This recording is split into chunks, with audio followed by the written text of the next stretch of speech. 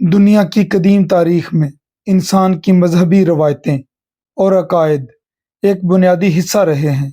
آج ہم آپ کو لے کر جائیں گے ان زمانوں میں جب دنیا میں بت پرستی کا آغاز ہوا۔ یہ کب ہوا، کہاں ہوا اور کیوں، آئیے جانتے ہیں۔ انسان کی ابتدائی تاریخ میں جب تہذیبیں ابھی اپنے ابتدائی مراحل میں تھیں، لوگ قدرتی طاقتوں کو سمجھنے اور ان کی پوجا کرنے کی کوشش کرتے تھے۔ جنگل، پانی، آسمان اور زمین کے مظاہر کو خدائی طاقتوں کے طور پر مانا جاتا تھا۔ اس زمانے میں روحوں کی عبادت، قدرتی عناصر کا خوف اور پرستش عام تھی۔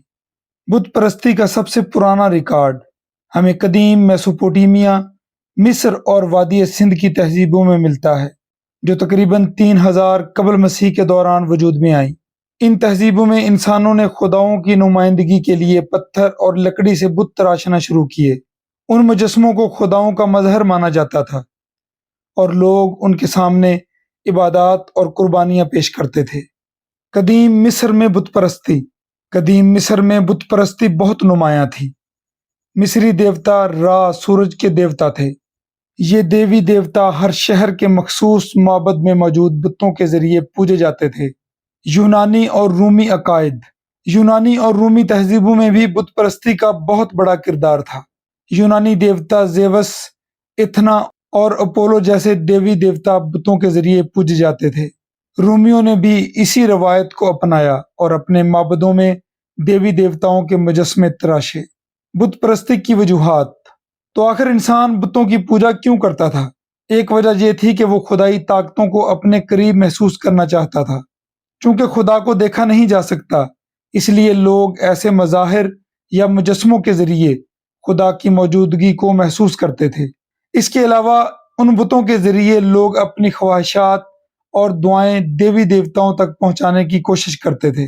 دنیا کے مختلف حصوں میں بت پرستی۔ دنیا کے مختلف حصوں میں بت پرستی کے مختلف روپ دیکھنے کو ملتے ہیں۔ ہندوستان میں ویدک تہذیب سے لے کر ہندو مت کی بت پرستی تک، چین میں بدھ مت کے مجسمے اور امریکہ میں ایزٹک تہذیب تک، بت پرستی ایک عالمی روایت رہی ہے جو مختلف شکلوں میں نظر آتی ہے۔ بت پرستی اور توحید۔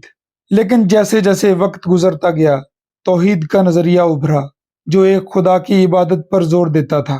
یہ نظریہ سب سے پہلے ابراہیمی مذاہب یعنی یہودیت، مسیحیت اور اسلام میں دیکھا گیا۔ ان مذاہب میں بت پرستی کو سختی سے منع کیا گیا اور ایک خدا کی عبادت پر زور دیا گیا۔ آج کی دنیا میں بت پرستی۔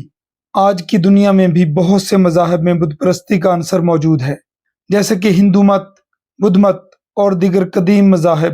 تاہم جدید دور میں بھی بہت سے لوگ توحید پرستی کو اپنائے ہوئے ہیں۔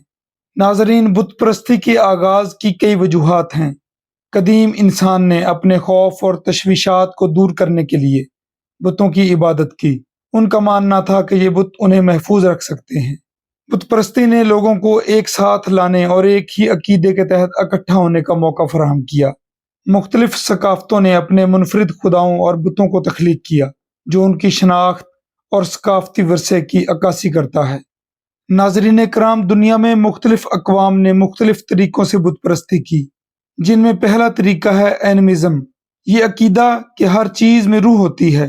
اس عقیدہ کے ماننے والے کہتے ہیں کہ ہر چیز میں روح ہوتی ہے، اور یہ کہ انسان، جانور اور قدرتی عناصر سب کے پاس روحانی طاقتیں ہیں۔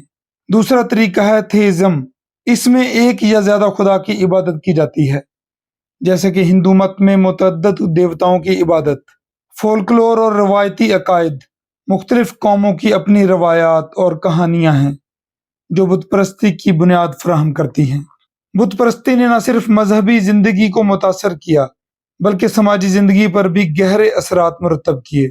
بت پرستی نے مختلف مذاہب کے درمیان تنازعات اور جنگوں کی بنیاد رکھی، خاص طور پر جب ایک مذہب نے دوسرے کو مسترد کیا۔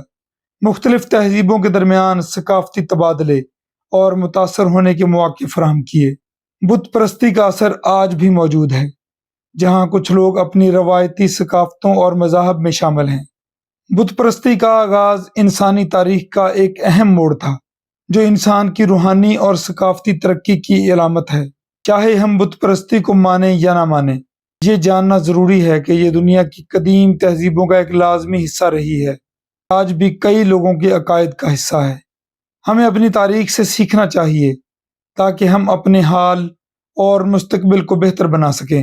اگر آپ کو یہ ویڈیو پسند آئی ہے تو اسے لائک کریں، شیئر کریں اور ہمارے چینل کو سبسکرائب ضرور کریں، اور اپنی رائے کا اظہار کمنٹس میں ضرور کریں تاکہ آپ کو ایسی ہی مزید ویڈیوز دیکھنے کو مل سکیں۔